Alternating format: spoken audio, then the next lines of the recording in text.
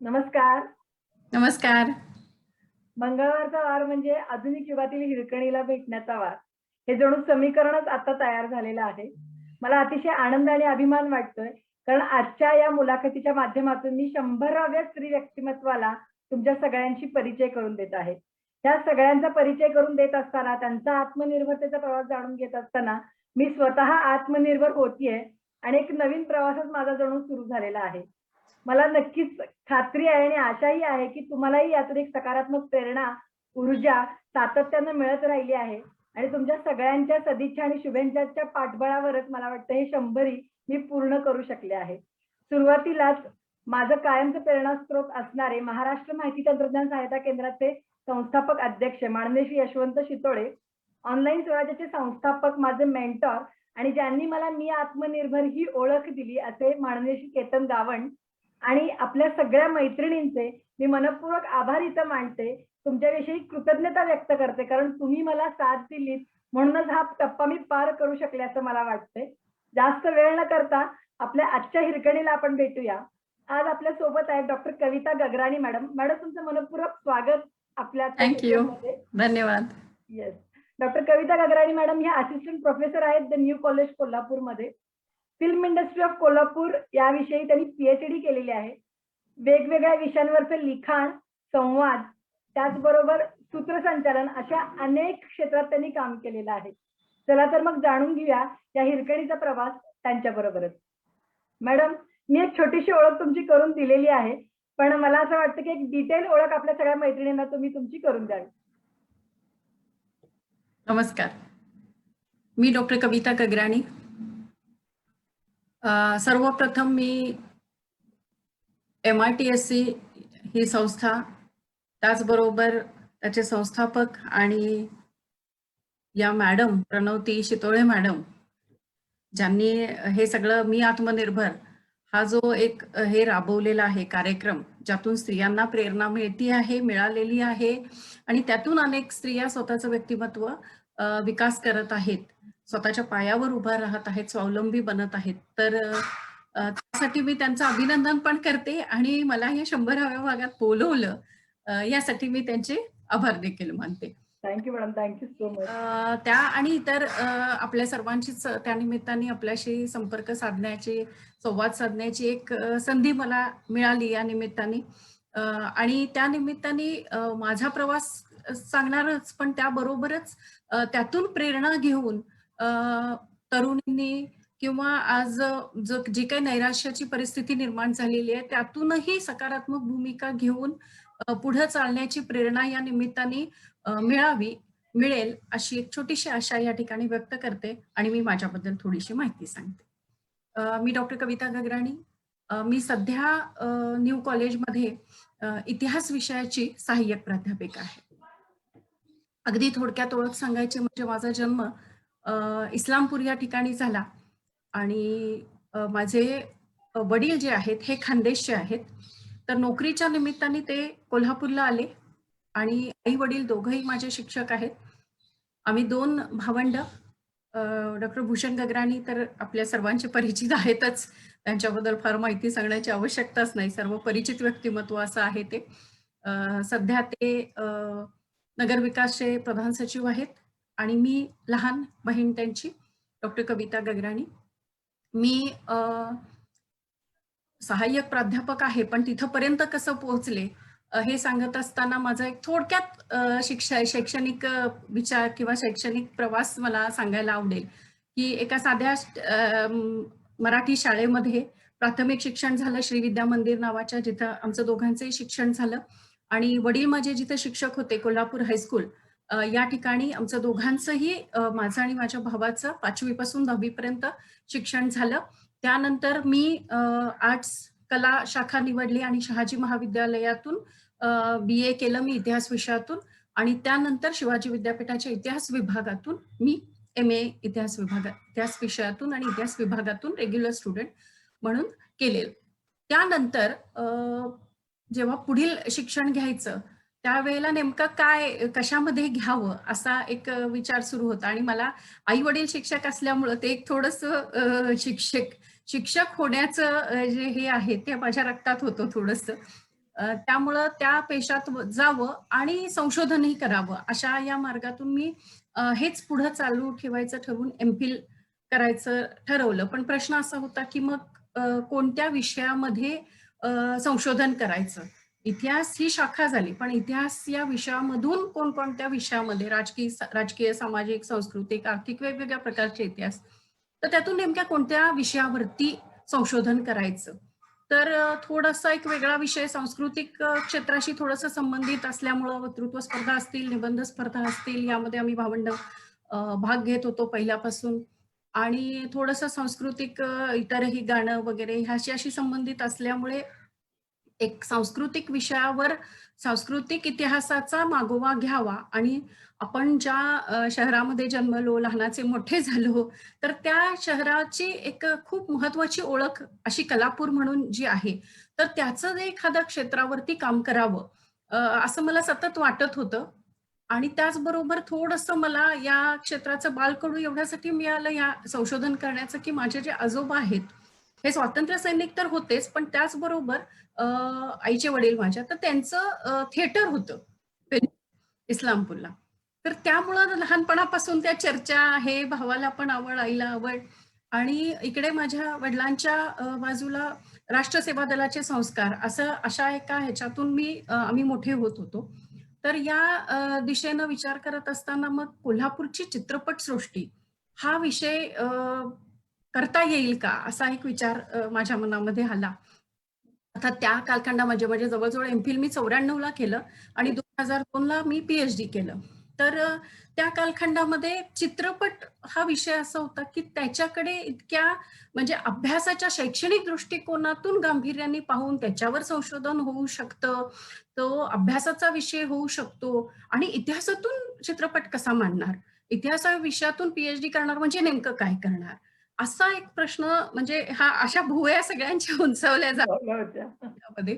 पण मला या ठिकाणी आवर्जून सांगावं लागेल, की माझे मार्गदर्शक जे आहेत पी-एच-डी आणि एम-फिलचे डॉक्टर एम-पी पाटील सर, तर त्यांचा मला इथून आवर्जून उल्लेख करावा लागेल. कारण त्यांनी सांगितलं, की तुला आवड आहे, तुझी कष्ट करण्याची जर तयारी असेल, तर याच्यामध्ये गाईड करायला मार्गदर्शक म्हणून मी तुला गाईड करतो. कारण हा विषय थोडा वेगळा होता. संदर्भ साधनं मिळणं तसं कठीण होतं. कारण हा विषय शैक्षणिक याच्याशी अजून जोडला गेलेला नसल्यामुळे त्या रिसर्चसाठी जो काही डाटा लागतो, जी काही पत्र लागतात, ओरिजिनल जे काही संदर्भ साधनं लागतात, मुलाखती, ह्या सर्व गोळा करणं हे तसं बघितलं तर खूप कठीण काम होतं. पण त्यातून सुद्धा मार्ग काढत जिथं काही मिळणार नाही तिथून वर्तमानपत्राचे काही जुनी कात्रणं असतील, त्याचा अभ्यास असेल, पुस्तकं असतील, मुलाखती असतील, काही जुने चित्रपटांचे क्लिप्स असतील, असं सगळं करून एक नवीन पायंडा पाडायचा या ह्याच्यातून. आणि कोल्हापूरचा जो इतिहास आहे हा अतिशय वैभवशाली आहे चित्रपटाचा.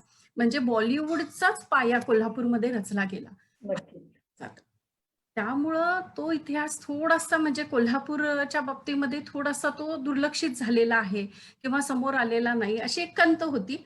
आणि त्या दृष्टीने मी तो शैक्षणिक क्षेत्राशी जोडून घेण्याचा एक प्रयत्न करावा असा विचार करून एम.फिल केलं आणि त्यानंतर थोडासा अजून आत्मविश्वास या दरम्यान मी राजाराम महाविद्यालयामध्ये सी.एच.बी तत्वावरती प्राध्यापकी सुद्धा करतच होते. आणि म्हणून मग पुढं काही थोड्याशा वैवाहिक अडचणी आणि यातून पुढे आल्यानंतर मग पी-एच-डी करण्याचा मी निर्णय घेतला. आणि पी-एच-डी पूर्ण करत असतानाच म्हणजे पी-एच-डी सुरू त्याच्या आधी मला शिवाजी विद्यापीठाच्या इतिहास विभागामध्ये मी संशोधन सहाय्यक, रिसर्च ऑफिसर, रिसर्च असिस्टंट म्हणून मी जॉइन केलं. हे आस्थापनाचं पद होतं आणि या ठिकाणी मला दोन्ही संधी मिळत होत्या. यामध्ये मला शिकवताही येत होतं, संशोधनही करता येत होतं. त्याचबरोबर शिक्षकेतर जी कामं असतात नॉन टीचिंगची तीही मी करत होते आणि यामुळं मला भरपूर माझं अनुभव विश्व विस्तारता आलं. या ह्याच्यामुळं विविध व्याख्यानं इथे ऐकायला मिळत होती, विविध कामं करावी लागत होती. संशोधनाशी संबंधित विद्यापीठाच्या लायब्ररीमध्ये वारंवार जाऊन संशोधन करणं शक्य होतं. हे काम करत असतानाच मी स्वतःचंही संशोधन सुरू ठेवलं आणि जवळ-जवळ 12 वर्ष मी विद्यापीठाच्या विभागामध्ये कार्यरत होते. आणि त्यानंतर पी-एच-डी पूर्ण माझं झाल्यानंतर काही वर्ष मी तिथं होते. त्यानंतर न्यू कॉलेज या ठिकाणी इतिहासाची एक जागा खाली झाली आणि त्या ठिकाणी मग मी जरा शिक्षक होण्याची पहिल्यापासूनच इच्छा असल्यामुळं त्या इथे सुद्धा मी शिकवत होतेच. त्याचबरोबर BJC जे आहे जर्नलिझमचं, त्या ठिकाणी सुद्धा मी फिल्म जर्नलिझम विद्यापीठाच्या इतिहास ह्याच्यामध्ये जर्नलिझम डिपार्टमेंटमध्ये शिकवत होते. MJCच्या विद्यार्थ्यांना पण गाईड करत होते. तर इकडं मिळाल्यानंतर मग मी इतिहासाची प्राध्यापक म्हणून 2008 साली न्यू कॉलेज या अत्यंत नामांकित कॉलेजमध्ये कोल्हापूरच्या मी जॉइन झाले आणि आज तोच प्रवास माझा पुढे सुरू आहे. त्या अनुषंगाने मी इथपर्यंत म्हणजे याच दरम्यान विविध संशोधनपर लेख, वृत्तपत्रातून लिखाण, सूत्रसंचलन, व्याख्यानं म्हणजे माझ्या विद्यार्थ्यांना शिकवत असताना, घडवत असतानाच ह्या विविध गोष्टी मी करते आहे, करण्याचा प्रयत्न करते आहे. असा हा माझा प्रवास अगदी थोडक्यात म्हणजे इथपर्यंतचा मी सांगण्याचा प्रयत्न केला. नक्कीच मॅडम. मनोरंजन, इतिहास आणि शिक्षण हे तिन्हीचं एकत्रित कॉम्बिनेशन मला वाटतंय त्या माध्यमातून बघायला मिळालं. आणि जसं तुम्ही म्हणालात की कोल्हापूरला खरंच एक वैभवशाली वारसा लाभलेला आहे परंपरा आणि तो तुमच्या संशोधनातनं मला वाटतं पुढे आलेला आहे. पुढे आणि त्या आलेला आहे. माध्यमातून नक्कीच. कोल्हापूर आणि कलापूर हे बरोबर आहे. दोन्ही एकत्र जोडण्याचं काम आपल्या संशोधनानं निश्चितपणे केलेलं आहे. बरोबर आहे. आणि कारण सगळं जाणवत हे माध्यम खूप नवीन होतं. ज्यावेळेला मी संशोधनाची सुरुवात केली, जो कालखंड संशोधनासाठी निवडला, तो अगदीच चित्रपटाच्या शोध लागला तो सुरुवातीचा होता. आणि त्यावेळेला सुद्धा कोल्हापूरमध्ये हे प्रयत्न सुरू होते. ते यशस्वी झाले. बाबूराव पेंटर आणि त्यानंतरच्या त्यांच्या जे शिष्यगण होते, त्यांनी ही परंपरा पुढे सुरू ठेवली. आणि हे सगळ्या क्षेत्रातले कलाकार इथं उपलब्ध होते. त्याचबरोबर क्रीडा प्रकारातले देखील मल्ल असतील किंवा इतर जे हे असतील क्रीडा प्रकार असतील, ते इथं सगळे अस्तित्वात होते. याचं महत्वाचं कारण इथे दिलेला राजाश्रय. छत्रपती शाहू महाराजांनी आणि त्यानंतर राजाराम महाराजांनी या कलांना, क्रीडांना जो राजाश्रय दिला, त्यामुळं हे कलापूर नाव पडलं. आणि इथून आज केवळ महाराष्ट्रात नाही, भारतात नाही, तर आंतरराष्ट्रीय क्षेत्रामध्ये इथून गेलेले कलाकार हे आजही नाव कमवत आहेत. अगदी भानू अथय्या या सुद्धा मूळच्या कोल्हापूरच्या होत्या, ज्यांनी पहिलं ऑस्कर आणलं. वा. की मोठी परंपरा ही लाभलेली आहे आणि हे थोडंसं कुठंतरी उजेडात यावं, संशोधन व्हावं, या माध्यमातून मी अधूनमधून त्याच्यावर लिहित असते, बोलत असते. माझा PhDचा प्रबंध सुद्धा प्रकाशित करण्याचा माझा आहे मानस. एक कलामहर्षी बाबूराव पेंटरांवरचं एक छोटंसं पुस्तक, चरित्र ग्रंथ देखील प्रकाशित झालेला आहे या निमित्ताने माझा. या क्षेत्राशी, इतिहासाशी ते जोडण्याचा प्रयत्न मी केलेला आहे वेगळा थोडासा. नक्कीच मॅडम, नक्कीच. आणि मला वाटतं एक काहीतरी नवीन होतं. कारण बरेच बरोबर जण आहे. आहे त्या रुटीन विषयांमध्ये म्हणा किंवा नाविन्य करायचा प्रयत्न करतात संशोधन करत असताना. पण इतिहास आणि त्यातल्या त्यात फिल्म इंडस्ट्रीचा इतिहास, मला वाटतं हे एक्झॅक्टली. चांगलं कॉम्बिनेशन तुम्ही त्या माध्यमातून केलं. हे सगळं करत असताना जसं तुम्ही मगाशी म्हणालात की वेगवेगळ्या शैक्षणिक संस्थांमध्ये तुम्ही व्याख्यानं दिलेली आहेत, बरोबर वेगवेगळ्या आहे. वर्तमानपत्रांमध्ये तुम्ही लिहिलेलं आहे. तर याचे विषय पण वेगळे वेगळेच होते मला असं वाटतंय. तर तो हां, अनुभव तुमचा कसा होता? विषय वेगळे म्हणजे इतिहास हा मूळ विषय असल्यामुळं त्याच्यामधूनच पदवी, पदविका सगळं प्राप्त केलेलं आहे आणि त्याच्यामध्येच संशोधनपर डिग्री देखील आहे. त्यामुळं इतिहास या विषयाशी संबंधित, इतिहासामधल्या करिअरच्या संधी या विषयाशी संबंधित हे तर व्याख्यानं देणं होतंच विविध महाविद्यालयातून. त्यानंतर विविध ठिकाणी स्त्रियांच्या संदर्भामध्ये सुद्धा मी काही काम करत असते किंवा त्या संदर्भामध्ये सुद्धा त्यांना प्रेरणा देणं, प्रोत्साहन देणं, विविध माहिती सांगणं या संदर्भातली, त्यांना काही नवीन जर करायचं असेल तर त्यासाठी प्रोत्साहन देणं, नवीन योजना जर शक्य असतील तर त्या अभ्यास करून त्यांच्यासमोर मांडणं. हे माझ्या कॉलेजमधल्या मुलींबरोबरच इतर ठिकाणी मी जिथं व्याख्यानं देते, त्या ठिकाणी करण्याचा प्रयत्न करत असते, जेणेकरून या स्वतःच्या पायावर उभे राहावेत.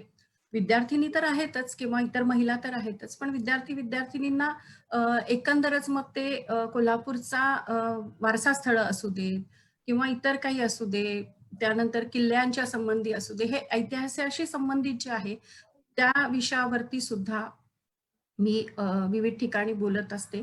सूत्रसंचालन कसं करावं, म्हणजे सूत्रसंचालन तर करतेच मी, पण ते कसं करावं यासंबंधी सुद्धा काही ठिकाणी बोलत असते. आणि अ, काही लिहित असताना या चित्रपटाचे विविध विषय, म्हणजे चित्रपटामध्ये इतके विषय आहेत, की काही प्रसंगानुरूप असतील, कोणाचं काही जयंती पुण्यतिथी असेल त्या निमित्ताने, काही एखादी घटना घडली तर त्याच्याशी कोल्हापूर कसा रिलेट होतं या संबंधी असं जर काही असेल तर बऱ्यापैकी त्या ह्याच्यावरती जुनं जर फार काही असेल तर पहिल्यांदा मलाच फोन केला जातो की ह्याची इतपत किमान हे झालेलं आहे. तर त्या संबंधी दिवाळी अंकातून आणि सध्यापर्यंत म्हणजे आता पुन्हा कोल्हापूरची चित्रपटसृष्टी ही पुनरुज्जीवित होती आहे. चित्रनगरीच्या माध्यमातून म्हणजे दोन्ही स्टुडिओ आतापर्यंत एक 8-10 वर्षापर्यंत पूर्वी सुरू होते. पण आता ते बंद झालेले असले तरी देखील चित्रनगरीच्या माध्यमातून इथे विविध सिरियल्स, डेली सोप आहेत, चित्रपट आहेत, याचं चित्रीकरण सुरू झालेलं आहे. इथला निसर्गरम्य परिसर आहे, इथे चित्रीकरण होत असतात आणि त्यामुळं ही परंपरा जी आहे ही पुन्हा पुनरुज्जीवित होते आहे.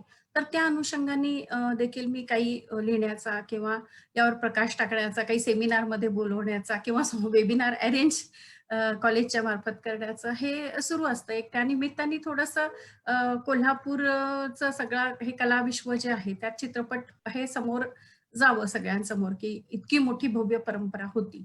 या दृष्टिकोनातून मी करत असते हा प्रयत्न.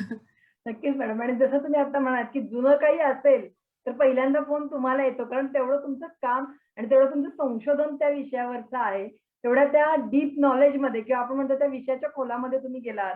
तर इथे एक छोटासा प्रश्न माझ्या मनात आला. कारण इतिहास हा विषय तसं बघायला गेलं तर एक साइड विषय म्हणूनच आपण नेहमी बघत आलोय त्याच्याकडं. आणि म्हणजे माझं मत आहे असं, कदाचित हे खरंही नसेल, बऱ्याच जणांना इतिहासामध्ये रस नसतो. कारण ते सण सणावळ्याला कोण पाठ करणार किंवा काय, इतिहास शिकून आम्हाला काय करायचं असा बऱ्याच जणांचा प्रश्न असतो. तर अशांना तुम्ही काय सांगाल? नाही, अशा मी माझं एक YouTube चॅनल पण आहे. थोडंसा कोविडच्या कालखंडामध्ये मी सुरू केलेलं होतं. आता परत महाविद्यालय सुरू झाल्यामुळं थोडं कमी झालेलं आहे. तर याच्यामध्ये पहिला व्हिडिओ मी इतिहासातील करिअरच्या संधी हाच टाकलेला होता. डॉक्टर वाह! इराणी या नावानेच माझं YouTube चॅनल आहे. तर मुळात कसं आहे, की काही गैरसमज पण असतात. काही मर्यादेपर्यंत सणावळ्या वगैरे ठीक आहे. पण इतिहासामध्ये जर तुम्हाला रस येऊ लागला तर या विषयासारखा विषय नाही दुसरा मी तर म्हणेन. आणि खरोखर खूप विद्यार्थी असे मला भेटलेले आहेत, की ते खरोखर खूप जीव तोडून या विषयाच्या संदर्भात विचारत असतात, पुस्तकं विचारत असतात, अभ्यास करत असतात आणि खूप छान वाटतं त्यांना मार्गदर्शन करत असताना. काही विद्यार्थी बी-ए झाल्यानंतर पुढे गेल्यावर सुद्धा संपर्कात असतात, ते स्पर्धा परीक्षा देतात किंवा त्या महत्वाचं म्हणजे स्पर्धा परीक्षांसाठी आता हा एक वेगळा विषय होऊ शकेल, की इतिहासामध्ये काय करिअर आहेत. पण स्पर्धा परीक्षांसाठी इतिहासाला खूप महत्व आहे. हो, नक्कीच. त्यामुळं स्पर्धा परीक्षांमध्ये एम-पी-एस-सी असेल किंवा यू-पी-एस-सी असतील, इतर राज्यसेवा इतर परीक्षा असतील, तर त्याच्यामध्ये इतिहास घेऊन करणारे अनेक विद्यार्थी आहेत. आणि त्याच्यामध्ये इतरही खूप संशोधन किंवा इतरही बरेच करिअर आहेत. म्युझिओलॉजी आहे, आर्किओलॉजी आहे, असे बरेच नवनवीन क्षेत्र त्यांना खुली होत आहेत.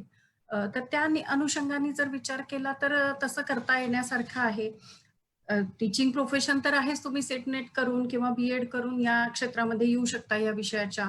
स्वतः संशोधन करू शकता, उत्खनन शास्त्रामध्ये काम करू शकता, संग्रहालय शास्त्रामध्ये काम करू शकता. असे अनेक क्षेत्र याच्यामध्ये आहेत. थोडासा रस घेतला तर खरं म्हणजे हा विषय खूपच इंटरेस्टिंग आहे. सांगते पण खरंच चांगला विषय आहे हा आणि खूप मोठा आहे म्हणजे anything under the sky can be the part of the history असं वॉव! म्हणजे आता कोणताही विषय असा नाही की इतिहासापासून दूर आहे कारण प्रत्येक गोष्टीला प्रत्येक वस्तूला हा इतिहास आहे आणि तुम्ही त्याच्यावर संशोधन करू शकता. फक्त संशोधन करण्या इतकी त्याचे काही संदर्भ साधने आहेत का, महत्व आहे का, शक्य आहे का, ह्या सगळ्याचा विचार करून हे केलं पाहिजे. सध्या त्यानिमित्ताने मी सांगते की माझी एक विद्यार्थिनी माझ्या गायडन्स खाली मार्गदर्शनाखाली एक पीएचडी झालेली आहे आणि 3 विद्यार्थिनी करतायत सध्या. वाह! तर त्याच्यामध्ये सुद्धा हे आहे की त्या निमित्ताने काही संशोधक विद्यार्थी देखील या दृष्टीने मार्गदर्शन करण्याचं काम सुरू आहे. मी अर्थात हे अकॅडमिक मधलंच माझ्या म्हणजे शैक्षणिक करिअरचाच एक भाग आहे, पण तो सुरू ठेवलेला आहे. नक्कीच मॅडम. मला वाटतंय तुम्ही एवढ्या आत्मीयतेने हे सांगताय ना, त्यामुळे निश्चितपणे त्यात रस आहे. हे प्रेक्षकांनाही जाणवलंच असेल आणि इतिहास नक्कीच. खऱ्या अर्थानं तुम्ही जगताय असं म्हणायला काहीच हरकत नाही. कारण बऱ्याचदा आपण बघतो, की आपण ज्या विषयामध्ये काम करतो, त्या विषयाशी आपलं रिलेशन असलं, तर आपण 100% देऊन त्या विषयामध्ये नक्कीच, काम करू नक्कीच. शकतो. त्याच्यामध्ये आवड पाहिजे. येस. केवळ करायचंय आणि डिग्रीसाठी, नोकरीसाठी करायचंय यापेक्षा जर आवड म्हणून जर एखादं केलं ना, तर त्याचा थकवाही येत नाही, कंटाळाही येत नाही आणि उलट आणखीन ऊर्जा मिळते काम करण्याची येस, नवीन ह्याच्यामध्ये. नक्कीच मॅडम. त्यामुळं या आवड असलेल्या सगळ्यांबरोबरच विषयामध्ये हां. बोला. या सगळ्यांबरोबर तुम्ही हिरकणी महिला मंचच्या म्हणजे मुख्य म्हणून काम बघताय कॉलेज लेव्हलला. त्याविषयी हां, ऐकायला मला नक्कीच आवडेल. आमच्याकडे महाविद्यालयामध्ये न्यू कॉलेजमध्ये महिला स्टाफ खूप मोठा आहे. तर शिक्षक-शिक्षकेतर महिलांचा आम्ही एक हिरकणी महिला मंच अशी एक कमिटी आहे आमची समिती. तर त्या हिरकणी महिला मंच अ, चालवला जातो. त्याचे समन्वयक म्हणून मी काम करते आहे बरीच वर्ष. तर त्या अंतर्गत आम्ही विविध व्याख्याने, म्हणजे जागृतीपर व्याख्याने महिलांसाठी, विद्यार्थिनींसाठी विविध स्पर्धा, पाककला स्पर्धा असेल, मेहंदी स्पर्धा असेल, विविध स्पर्धा, निबंध स्पर्धा यांचं आयोजन करतो. सांस्कृतिक कार्यक्रम ठेवतो. त्याचबरोबर काही महिला डॉक्टर वगैरे असतील, तर त्यांची आम्ही उद्बोधनपर वगैरे अशी माहितीपूर्ण व्याख्यानं ठेवत असतो. असं विविध ह्याच्यातून मनोरंजनाचे आमच्या एकंदर स्टाफच आमचा मोठा आहे, की एक 100-150 महिलांचे आमचा हिरकणी मंच आहे. तर त्यामध्ये सुद्धा आम्ही त्या निमित्ताने आम्ही एकमेकींशी वेगवेगळ्या फॅकल्टीच्या महिला आहेत या. त्यामुळे एका वेळी भेटणं होत नाही. या निमित्ताने आम्ही काही सामाजिक उपक्रम पण राबवतो, वृक्षारोपण करतो. त्याचप्रमाणे काही ठिकाणी देणग्या देणं किंवा अ, वाचन करणं, कथाकथन कार्यक्रम हे देखील या निमित्ताने करत असतो आम्ही. हिरकणी महिला मंचच्या अनुषंगाने किंवा त्या अंतर्गत अ, वेगवेगळ्या म्हणजे समाजातील वेगवेगळ्या लोकांना बोलवणं, एन्करेज त्या निमित्ताने प्रोत्साहित करणं विशेषतः उद्योजिका असतील, डॉक्टर असतील, लेखिका असतील, साहित्यिक असतील, अशांना आम्ही बोलवून अ, त्या मंचचं काम करत असतो. त्या निमित्ताने विद्यार्थिनींना आणि स्टाफला सगळ्यांनाच एक ऊर्जा, नवीन काम करण्याची ऊर्जा मिळते या दृष्टिकोनातून. नक्कीच मॅडम आणि आपल्याला तेच सगळ्या माध्यम म्हणजे याआधी आपण हे ऑफलाईन करत होतो. मला हे आवर्जून इथं सांगायचं आहे. कोव्हिडच्या आधी हे सगळं ऑफलाईन प्रत्येकजण आपल्या क्षेत्रापुरतं करतच होतं. पण कोव्हिड नंतर आपण हे सगळं ऑनलाईन प्लॅटफॉर्मवरती आणलेलं आहे आणि खरंच बरोबर. विकासाचा सगळ्यात मूलभूत पाया कुठला असेल, तर तो आहे जागृती. ज्यावेळेला जागृती होते, आपल्या विचारांना किंवा आपल्या स्वतःला जाणीव होते, की आपल्याला काहीतरी करायचं आहे, त्याच वेळेला मला वाटतं आपण विकासाकडे पहिलं पाऊल टाकलेलं असतं. आणि प्रत्येक हिरकणी, प्रत्येक स्त्री ही आपल्या परीने ते करतच असते आणि म्हणून प्रत्येक स्त्री ही हिरकणी आहे असं मला इथं हिरकणीच आवर्जून असते. नमूद करावंसं वाटतं. या खरंच आहे. सगळ्यांबरोबरच तुम्ही विविध सामाजिक संस्थांमध्ये सुद्धा काम केलेलं आहे. तर त्या बरोबर. सामाजिक कार्यांबद्दल काय सांगाल? मी रॉबिनहुड आर्मीचं काम करते. त्याच्यामध्ये मध्ये पूर ज्यावेळेला आपला कोल्हापूरमध्ये मोठ्या प्रमाणात आला होता, त्यावेळेला खूप मोठ्या प्रमाणामध्ये या आर्मीने ही जगभर काम करणारी ही संस्था आहे. तर त्याची शाखा कोल्हापूरमध्ये देखील आहे. तर त्याची मी स्वतः एक रॉबिनहुड आहे. त्याचा मला अभिमान पण आहे. तर त्यावेळेला जेव्हा शक्य असेल म्हणजे अन्न राहिलेलं अन्न जे असेल, बनवलेलं असेल ते घेऊन वाटणं गरजूंना. हे जे महत्वाचं काम आहे, हे या अंतर्गत केलं जातं. सध्या कोविड कालखंडामध्ये थोडं याला मर्यादा आलेल्या असल्या, तरी देखील हे खूप महत्वाचं आणि मोठं काम आहे. या ह्याच्यात देखील हे काम आता सुरू आहे. अ, करता आहेत. तर त्याच्या अनुषंगाने थोडं ते काम करत असते मी. जेवढी शक्य आहे इतर काही गरजूंना मदत करणं असेल, वैयक्तिक पातळीवर सुद्धा, तर या निमित्ताने ते करत असते म्हणजे नक्कीच मॅडम. रॉबिनहूड त्यांना आर्मीचं देणग्या, नाव फार काही सामाजिक मोठं आहे. संस्थांमध्ये येस. जाणं वगैरे अशा काही सामाजिक कार्य करत असते. Yes madam.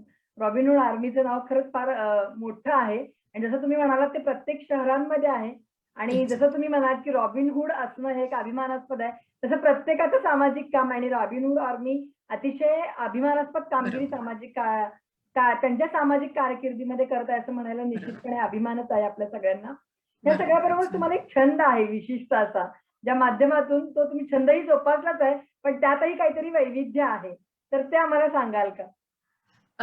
छंद म्हणजे कसा आहे तो लहानपणापासून होता, पण कोविडच्या काळामध्ये बराच लॉकडाऊनच्या कालखंडामध्ये बराच वेळ मिळाला आणि तो पुन्हा सुरू केलेला आहे. तर याच्यामध्ये 2 आहे, की जुन्या नाण्यांचा संग्रह जे आहेत ते जुने नाणी आणि आता बंद झालेल्या नोटा ज्या आहेत, म्हणजे आपल्या लहानपणापासून ज्या होत्या त्या आणि जुनी नाणी म्हणजे ही इतिहासाशी पण संबंधित आहेच आहे. पण एक छंद म्हणून सुद्धा मी त्याकडे पाहते आणि पोस्टाची तिकीट हे मी आणि माझे भाऊ हे दोघं लहानपणापासून करत होतो. तर पोस्टाचे ticket, first day covers, post card, अंतर्देशीय पत्र हे जे सगळी आता कालबाह्य होत चाललेली आहेत. असे गोळा करण्याचा छंद होता. ते सगळं तसंच ठेवलेलं होतं. पण या लॉकडाऊनच्या कारकिर्दीमध्ये सगळं काढून त्याचं वर्गीकरण करून ते ठेवलेलं आहे. त्याचं प्रदर्शन वगैरे सुद्धा करायचं आहे. तर त्या ह्यानी ते पुन्हा आता वाढवण्याचं सुरू आहे. तर विविध कालखंडातील नाणी म्हणजे ब्रिटिश कालखंडातील नाणी, रिपब्लिक इंडियाची नाणी, त्यानंतर पुरातन प्राचीन काळातली काही नाणी, मध्ययुगीन कालखंडामधील शिवकालातली काही नाणी, अशी थोडाफार संग्रह आहे. त्याचबरोबर विविध देशांची चलनं ही देखील म्हणजे ती अलीकडेही चलनात आहेत, पण एखादं चलन म्हणजे त्याचं वैशिष्ट्य. ॲक्चुअली इतिहासामध्ये आम्ही असं आहे की हे एक पुरातत्वीय साधन आहे. नाणी हे पुरातत्वीय साधन आहे. हे लिखित साधन नाहीये, पुरातत्वीय साधन आहे आणि इतिहासाची म्हणजे तत्कालीन इतिहासाची बरीचशी माहिती या नाण्यांवरून मिळू शकते. म्हणजे त्याच्यावर जे छापलेलं असतं, त्याचं जे टेक्स्चर म्हणजे जो धातू वापरलेला असतो, त्याच्यावर ते जे छापलेलं असतं, जो सण असतो, ज्याचं नाव असतं, जे काही चित्र असतात, या सर्वांवरून तत्कालीन राजकीय, सामाजिक, सांस्कृतिक, आर्थिक असा सर्व इतिहास आपल्याला समजू शकतो. त्यामुळे हे एक महत्वाचं साधन ग्रेट.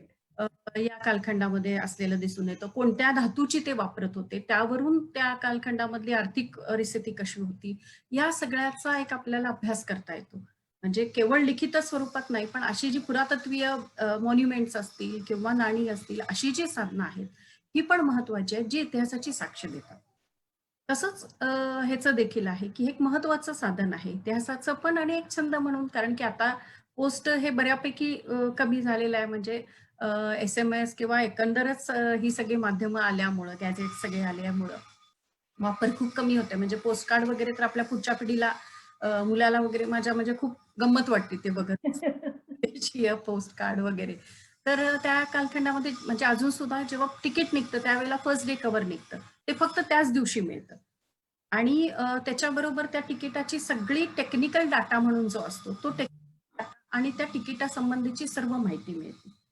तर त्या निमित्ताने एक थोडंसं ज्ञान पण मिळतं, आपल्याला माहिती पण मिळते आणि एक इतिहास पण त्या निमित्ताने समोर येतो. त्यामुळं हे एक नवीन छंद जोपासलं म्हणजे आहे छंद. तो आता पुन्हा एकदा सुरू केलेला आहे. त्याचं सगळं व्यवस्थित करून आणखीन त्याचं वाढवण्याचं काम सध्या त्या माध्यमातून करते आहे मी. त्याचबरोबर अच्छा. संचालन वगैरे आवड आहे. त्यामुळं काही कार्यक्रमांचं सूत्रसंचालन करणे किंवा काही ठिकाणी त्याबद्दल काही मार्गदर्शन असेल वगैरे. तर या पद्धतीने तो एक छंदच आहे वेगळा. वक्तृत्व स्पर्धेमधील विद्यार्थ्यांना मार्गदर्शन करणे, त्या आयोजित करणे, आयोजन करण्याला मदत करणे. हे आवड असल्यामुळं हे छंद छंद स्वरूपामध्ये जोपासलेले. त्यानिमित्ताने आपल्याला पण नवीन काहीतरी शिकायला मिळतं आणि समोरच्याला पण थोडंफार काही ज्ञान देता येतं या दृष्टिकोनातून. हो मॅडम, नक्कीच. आणि तुम्ही जो आता खजिना तयार करताय, म्हणजे मी त्याला खजिना असंच म्हणेन, ते आपल्या पुढच्या पिढीसाठी खरोखरच नक्कीच, मार्गदर्शक ठरणार आहे. नक्कीच. कारण जसं तुम्ही आता म्हणताय, की पोस्ट कार्ड हे त्यांना काहीतरी एक विचित्र वाटतं किंवा काय करत होते हे पोस्ट कार्ड, अंतर्देशीय पत्र, म्हणजे जे आपल्या वेळेला एक्झॅक्टली. त्याला फार महत्व होतं, ते आता आउटडेटेड होत चाललंय. आणि तुम्ही जर हा खजिना एकत्र केलात, त्याचा संग्रह किंवा त्याचं एक प्रदर्शन मांडलं, तर ते पुढच्या पिढीसाठी नक्कीच मार्गदर्शक ठरणार आहे असं मला वाटतं. आणि छंद हे खरंच माणसाला जिवंत ठेवतात. म्हणजे आम्ही एक्झॅक्टली. लहान असताना आम्हाला हे सांगितलं जायचं, कशाचाही माणसाला छंद असू शकतो, वाचनाचा, प्रवासाचा, गाणी ऐकण्याचा. आणि बरेच जण नोटा गोळे करणं, म्हणजे जुन्या नोटा असतील किंवा नाणी गोळा करण्याचा छंद त्यावेळेला बाळगत असायचे. पण जसं-जसं वेळ जाईल किंवा दिवस जाईल किंवा जबाबदाऱ्या येतील आपल्या ह्याच्यावरती, तसा-तसा तो छंद मागे पडत जातो. पण मागं पडतो. तुम्ही ते मागं न पडता सातत्यानं करत राहिलात. मला वाटतं हाच एक महत्त्वाचा आनंद तुमचा आहे आणि तो आपण निश्चितपणे जगासमोर किंवा आपल्या पुढच्या पिढीसमोर मांडू शकतो असं एकतर मला वाटतं. आपल्या रोजच्या जीवनातून, रोजच्या कामाच्या सगळ्या व्यापातून आपल्याला आनंद मिळतो या सगळ्या गोष्टी करण्यामध्ये. थोडीशी नवीन ऊर्जा होऊन पुन्हा आपण आपल्या नवीन कामाला हे करू शकतो. त्यातली नवीन माहिती आपल्याला मिळत जाते आणि वेळ वाया घालवण्यापेक्षा टाईमपास असं जे म्हणतात, तर तो जो आहे तो खूप चांगल्या पद्धतीने आपल्याला त्याचा सदुपयोग करता येतो. म्हणजे सतत कामात राहणं, कार्यप्रवण राहणं हे महत्वाचं आहे. त्यामुळं काहीतरी नवीन शिकत राहणं, काहीतरी करत राहणं, नवीन उद्यमशीलता आणणं, यातून आपला व्यक्तिमत्व विकास होत असतो आणि त्या निमित्ताने आपण समोरच्याला पण काहीतरी देऊ शकत असतो, मदत करू शकत असतो. किमान प्रेरणा देण्याचं काम करतो. येस. नक्कीच, नक्कीच मॅडम. जगभरातल्या 11 देशांमध्ये तुम्ही प्रवास केलेला आहे मॅडम. आणि प्रवास खरं तर प्रत्येकाच्याच आवडीचा विषय आहे. मला असं वाटतं की प्रवास आपल्याला घडवतो, आपल्याला समृद्ध करतो. तर तुमचं याविषयी काय मत आहे? हां, हे तर म्हणजे अगदी 100% खरंच आहे, की काय म्हणतातच ना, की केल्याने देशाटन येई मनुजा शहाणपण. हे तर आहेच. तुम्ही जितकं जग पाहता, तेवढ्या तुमच्या अनुभव कक्षा विस्तारित होत जातात, समृद्ध होत जातात. तुमचं व्यक्तिमत्व समृद्ध होत जातं आणि त्याचबरोबर तुमच्या संपर्कात येणाऱ्यांचं व्यक्तिमत्व सुद्धा तुम्ही समृद्ध करू शकता, माहिती देऊ शकता आणि विशेषतः आम्ही ज्या क्षेत्रात काम करतो, त्यामध्ये असं आहे की विद्यार्थी हे सतत तरुण विद्यार्थी आमच्या संपर्कात येत असतात आणि त्यांना ह्या नवीन-नवीन गोष्टी सांगणं आणि त्यांच्याकडून पण नवीन-नवीन गोष्टी ऐकणं, यामुळं सतत आम्हाला सुद्धा एक उत्साह किंवा तरुण असल्याचा ज्याला म्हणतो असा प्रत्यय येत असतो. आणि त्यांना देखील हे वेगळं काहीतरी ऐकायला किंवा त्याच्यामध्ये त्यांचे देखील बरेचसे अनुभव असतात. त्यांनी आता जग हे सगळं ग्लोबल विलेजच झालेलं आहे. त्यामुळं या माध्यमातून त्यांनी बऱ्याचशा गोष्टी ऐकलेल्या, पाहिलेल्या असतात. तर त्यांच्याबरोबर चर्चा करायला ऐतिहासिक विषयाबरोबरच तेथील जी काही मॉन्युमेंट्स असतील, तेथील संस्कृती असेल, तेथील लोक असतील, लोकजीवन असेल, या सगळ्यांबद्दल आपल्याबरोबरच त्यांना देखील ह्या गोष्टींची माहिती आपल्याला सांगता येते. आणि मुळात असं आहे, की विविध म्हणजे युरोप दौरा एकीकडे, नेपाळ, भूतानचा दौरा एकीकडे. म्हणजे खूप याच्या एकंदर लोकजीवनामध्ये फरक जरी असला, तरी देखील तुम्हाला बरंच काही शिकायला मिळतं. युरोपमध्ये भौतिक सुधारणा भरपूर आहेत, तर भूतानसारख्या ठिकाणी तुम्ही निसर्गरम्य ह्याच्यामध्ये राहिल्याचा प्रचंड आनंद मिळवू शकता. अत्यंत शांत जीवन तुम्ही जगू शकता. तिथली जीवनशैली खूप वेगळी आहे, इकडची जीवनशैली वेगळी आहे. तर या सगळ्या अनेक लोकांना तुम्ही भेटता, अनेक ठिकाणं पाहता, अनेक वस्तू पाहता, लोकांच्याकडून बरेचसे अनुभव घेता. आणि हे तुम्हाला निश्चितपणे तुमचं व्यक्तिमत्व विकसित करण्यास, तुम्हाला समृद्ध करण्यामध्ये उपयुक्त ठरतं आणि पुढच्या पिढीला सुद्धा म्हणजे मी आणि माझे आई-वडील असतील हे माझ्या मुलाला बरोबर घेऊन गेले होते किंवा या दृष्टीने जे आम्ही करत असतो, तर त्या दृष्टीने पुढची पिढी म्हणजे आमच्या घराची पण आणि आम्ही जे शिकवतो ती, ह्या सर्वच पिढ्या ज्या आहेत पुढं येणाऱ्या, तर त्या दृष्टीने सुद्धा त्यांच्या अनुभव कक्षा विस्तारणं आवश्यक आहे. त्यांना त्या निमित्ताने महत्वाकांक्षा त्यांच्या उत्तेजित होतात किंवा त्यांना महत्वाकांक्षी बनवण्यामध्ये सुद्धा हा खूप महत्वाचा असतो, की त्यांच्याशी विविध विषयांवर चर्चा केली, की इतकं जगामध्ये सगळं आहे. तुम्हाला खूप संधी आहेत त्या निमित्ताने ज्या संधी पाहायला मिळतात, त्या त्यांना सांगता येतात. की आता सगळ्यात महत्वाचं म्हणजे तुम्ही कोणतंही शिक्षण घेत असाल, तर ते रोजगाराशी जोडलेलं असणं हे महत्वाचं आहे. आणि त्यामुळं तो प्रश्न पहिल्यांदा पालक आणि विद्यार्थी करतात आणि त्यात चुकीचं काहीच नाहीये. त्यामुळं या क्षेत्रात देखील जर तुम्ही एखादा एक पदवी घेतली, पदविका घेतली, हे शिक्षण घेतलं, तर तुम्हाला ही संधी मिळू शकते. तुम्ही बाहेर जाऊ शकता. ही भाषा शिकली तर तुम्हाला ही संधी मिळू शकते. हे देखील सांगता येतं त्या निमित्ताने. इतिहासातले तर करिअर सांगता येतातच, पण या निमित्ताने तुम्हाला देखील जर तुम्ही सतत वाचत राहिला, तुम्ही सतत अनुभव घेत राहिला, फिरत राहिला, काम करत राहिला विविध क्षेत्रामध्ये, तर तुम्ही तुमचं जे व्यक्तिमत्व आहे त्या त्याचा परिणाम म्हणा किंवा त्याचा प्रभाव या दृष्टिकोनातून नवीन तुमच्या जनरेशनला सुद्धा याचा फायदा होऊ शकतो. हे सतत म्हणजे हे शिक्षण क्षेत्रच असं आहे, की शिक्षक सुद्धा हा सतत शिकत असतो. बरोबर. कधी पूर्ण होत नसतं. वाचन हे तर म्हणजे छंद तर आहेच, पण ती गरज सुद्धा आहे या व्यवसायाची. त्यामुळं सतत काहीतरी हे करत राहणं हे आवश्यक देखील आहे आणि आपल्या ह्याच्यासाठी व्यक्तिमत्व विकासासाठी गरजेचं देखील आहे. आणि नक्कीच मॅडम. आयुष्यात येणाऱ्या प्रत्येक संकटांवर मात करत, संघर्ष करत तुम्ही असिस्टंट प्रोफेसर झालात. त्याचबरोबर डॉक्टरेट ही पदवीही तुम्हाला मिळाली. या सगळ्यामध्ये तुमचं प्रेरणास्थान काय होतं? प्रेरणास्थान माझे आई-वडील आहेत, माझे बंधू आहेत, माझे भाऊ-वहिनी आहेत. अ, त्याचबरोबर मला ऊर्जा देणारा माझा मुलगा आहे. त्याला तो आता 21 वर्षाचा आहे, तर तो सध्या शिकतो आहे. तर तो एक माझं स्वप्न आहे असं म्हटलं तर चालेल. त्याचप्रमाणे माझं प्रेरणास्थान माझे भाऊ बहिणी आहेत, माझे आई वडील आहेत, इतर माझे शिक्षक आहेत. माझे PhDचे गाईड जे आहेत, मार्गदर्शक ज्यांचा मी उल्लेख करते, इतर विभाग म्हणजे इतिहास विभागातील इतर शिक्षक जे असतील, या शिक्षकांनी मला शिकवलेलं आहे. अगदी म्हणजे महाविद्यालयातील शिक्षक, प्राथमिक शाळेतील, माध्यमिक शाळेतील शिक्षक, हे सर्वच प्रेरणास्थान ठरलेले आहेत. माझ्या मैत्रिणी आहेत, सगळे प्रेरणा देतच असतात. आपल्याला उभं करण्यासाठी किंवा आपल्याला प्रोत्साहन देत असतात, कौतुक करत असतात आणि तेच आपण पुढे न्यायचं असतं. बरोबर. माझं हेच आहे की आपण पुढच्या आपल्या मैत्रिणींना असेल किंवा दुसऱ्या पुढच्या जनरेशनला असेल, आपल्या विद्यार्थिनींना असेल, जे आपल्याला मिळालं त्यामध्ये भर घालून आपण त्यांना द्यायचं असतं. ज्ञान असेल किंवा प्रोत्साहन असेल, प्रेरणा असेल, या सगळ्या गोष्टी. तर या दृष्टीने हे महत्वाचं आहे आणि काहीतरी करायचं हे एक हे होतं की जास्त करून शिक्षण क्षेत्रामध्येच यायचं, म्हणजे ते आई वडील असल्यामुळं ते एक हे होतं. त्यामुळं त्या क्षेत्रामध्ये करिअर करण्याचं एक ठरवलेलं होतं, ते सुदैवाने पूर्ण झालं. नक्कीच मॅडम, नक्कीच. आणि जसं तुम्ही म्हणालात की मी आता म्हणजे जसं तुम्ही स्वतः आता आत्मनिर्भर आहात आणि विद्यार्थिनींना शैक्षणिकदृष्ट्या आत्मनिर्भर करत आहात. हिरकणी महिला मंचच्या माध्यमातून तुमच्या म्हणजे मैत्रिणींना तुम्ही आत्मनिर्भर करत आहात.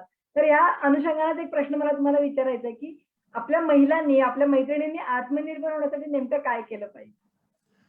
आपण ना आत्मनिर्भर म्हणजे फक्त आर्थिकदृष्ट्या आत्मनिर्भर असे एक आपला एक थोडासा गैरसमज असेल मला वाटतं, किंवा एक मर्यादित आपण ही संकल्पना करतो. पण आर्थिकदृष्ट्या तर असणं आवश्यकच आहे, म्हणजे खूप महत्वाचं आहे ते नाकारणार नाही मी. पण त्याचबरोबर मानसिकदृष्ट्या, शारीरिकदृष्ट्या, सामाजिक सगळ्या म्हणजे या सगळ्याच दृष्टिकोनातून खंबीर असणं हे देखील तितकंच महत्वाचं आहे. कणखर असणं म्हणजे याचा पाया आर्थिक असणं हे खूपच महत्वाचंच आहे, स्वावलंबी असणं. आणि त्यातून सुद्धा मानसिक दृष्ट्या खंबीर, म्हणजे आलेले अनेक संकट असतील, परिस्थिती कमी जास्त होत असते, पण त्यामध्ये कणखरपणे त्याला सामोरं जाऊन त्यातून पुन्हा जिद्दीने उभं राहणं, हे देखील म्हणजे खूप महत्वाचं आहे. आणि ते आजूबाजूला आपण आपल्या अनेक उदाहरणांवरनं पाहत असतो. फक्त डोळे उघडे ठेवून पाहिलं की आपल्याला आपल्यापेक्षा सुद्धा खूप कष्टातून काहीतरी खूप मोठं करणाऱ्या अशा महिला दिसत असतात. त्यामुळं सगळ्याच दृष्टिकोनातून संकटांची म्हणजे आर्थिक तर आहे, पण त्याचबरोबर असं आहे की अनेक संकट येतात. मग अशा वेळेला कोलमडून न जाता आता काही म्हणजे संपलंच असं नाही. असं न करता एक खंबीरपणे त्यावर मात करून त्याच्यातून आणि फिनिक्स पक्षाप्रमाणे पण भरारी घेणं, हे जे आहे हे अत्यंत महत्वाचं असतं. म्हणजे मानसिकदृष्ट्या कणखर होणं, विशेषतः सध्याच्या नैराश्यमय परिस्थितीमध्ये तर हे फारच आवश्यक आहे. नक्की. पण सगळीकडेच एक नैराश्यमय वातावरण, निराशामय वातावरण निर्माण झालेलं आहे सर्वच क्षेत्रामध्ये. तर याच्यामध्ये संपणार आहे म्हणजे ये वक्त है चला जाएगा म्हणतात तसं हे जाणारच आहे. पण त्यावेळेला ह्या सगळ्यातून वर येऊन जे आपण ध्येय ठरवलेलं आहे, म्हणजे जो गोल आहे आपला, त्याकडे वाटचाल करत राहणं, आपल्या आवडी-निवडी जपत, आपल्या जबाबदाऱ्या सांभाळत, हे सगळं करून म्हणजे स्वतःसाठी काहीतरी वेळ देणं. मग तो आपल्या योगासाठी असेल, एक्सरसाइजसाठी असेल, आपल्या वाचनासाठी असेल, आपल्या दिसण्यासाठी असेल, या सर्वांसाठीच स्वतःच्या मनःशांतीसाठी असेल, एक स्वतःसाठी काही वेळ देणं आणि स्वतः जे ठरवलेलं आहे तिथपर्यंत पोहोचणं. ह्यासाठी शारीरिक, मानसिक, आर्थिकदृष्ट्या तर आहे, पण शारीरिक, मानसिकदृष्ट्या सुद्धा खंबीर असणं, कणखर असणं, त्यासाठी आपल्या वातावरणामध्ये आजूबाजूच्या मैत्रिणींना आपण हे करत राहणं, प्रोत्साहित करत राहणं आणि आपण देखील त्यातून प्रोत्साहन घेत राहणं. हे सध्याच्या परिस्थितीत आणि विशेषतः आपल्याकडं महिलांच्या बाबतीमध्ये तर हे होत आहे सध्या. पण ते अजून होण्याची जास्त प्रमाणामध्ये गरज आहे. गरज आहे. आणि आपण आता हिरकणी तुम्ही म्हणता, तर हिरकणी जेव्हा आपल्या मुलांना मोठं करत असतात, त्यावेळेला मुलगा असो, मुलगी असो, तर त्याच्यामध्ये लहानपणापासून एक समतेने त्यांना वाढवणं, हे अत्यंत आवश्यक आहे. म्हणजे सध्याची आधुनिक हिरकणींनी हे करणं अपेक्षित आहे. की त्यांनी मुलगा आणि मुलगी हे आपल्या घरापासूनच जर समान वागणूक दिली, तर पुढे जाऊन जो आपल्याला अपेक्षित समानता आहे, स्त्री-पुरुष समानता, हा समाज जो आहे, हा समाज म्हणजे एकंदरच ही जी जडणघडण आहे, ही करण्यामध्ये हिरकणीचा रोल खूप महत्वाचा आहे. त्यामुळं ते देखील करणं या ठिकाणी अपेक्षित आहे आणि हे सगळं म्हणजे हा डोलारा सांभाळत म्हणजे स्त्री तेवढी कार्यक्षम असते किंवा तिच्यामध्ये ते उपजत नैसर्गिकच असतं, असं जे म्हटलं जातं, जास्त सहनशील असते. तर ह्याचा वापर तिने सकारात्मक ह्याच्यासाठी करताहेत स्त्रिया, प्रश्नच नाही. आपण अनेक उदाहरणं आपल्या आजूबाजूला बघतो आहोत. तर त्या निमित्ताने हे जर होत राहिलं, तर ते अधिक म्हणजे आपल्या विकासाबरोबरच, व्यक्तिमत्व विकासाबरोबरच इतरांनाही जी शक्य असेल ती मदत करणं, मानसिक बळ देणं, इतर काही मदत असेल तर ते करणं. म्हणजे उडान भरने के लिए जब भी हमने पंख फैलाए, तो हम चुनौती बन गए आसमां के लिए. वा. तर असं व्हायला पाहिजे. असा एक म्हणजे हे अपेक्षा माझी या निमित्ताने मी व्यक्त करते आणि शुभेच्छाही देते सर्व. येस मॅम, येस, नक्कीच. तुम्ही पण ते करता आहात. महिलांना सक्षम बनवण्यासाठी, स्वतःच्या पायावर आत्मनिर्भर बनवण्यासाठी विविध प्रकारचे आपण प्रशिक्षण देत आहात या निमित्ताने. तर बाकी जे इतर अन्याय अत्याचार होतात, समता काही ठिकाणी समान वागवलं जात नाही, असे जे आहे, तर यातून वर उठण्यासाठी आर्थिकदृष्ट्या सक्षम असणं हे फार आवश्यक आहे आणि त्याचबरोबर या गोष्टी देखील आवश्यक आहेत, की खंबीर असणं मनाने. मग परिस्थितीवरती मात करता येते. नक्कीच मॅडम, नक्कीच. फार सुंदर तुम्ही सांगितलंत आणि मला वाटतंय हाच संदेश घेऊन आपण आजचं आपलं हे सेशन इथे थांबवतोय. कविता मॅडम, तुम्ही इथे आलात आणि तुमचा आत्मनिर्भरतेचा प्रवास आमच्यासमोर मांडलात. त्याबद्दल तुमचे मनःपूर्वक आभार आणि तुमचे मनःपूर्वक अभिनंदन. कारण तुम्ही 100व्या स्त्री व्यक्तिमत्व आहात, ज्यांचा आज मी मुलाखत घेतली आणि खरंच या पूर्ण सगळ्या प्रवासामध्ये प्रचंड अनुभव, तुमच्या सगळ्यांचा जीवन प्रवासच मला जगायला मिळाला, अनुभवायला मिळाला, असंही तर मला सांगावसं वाटतं.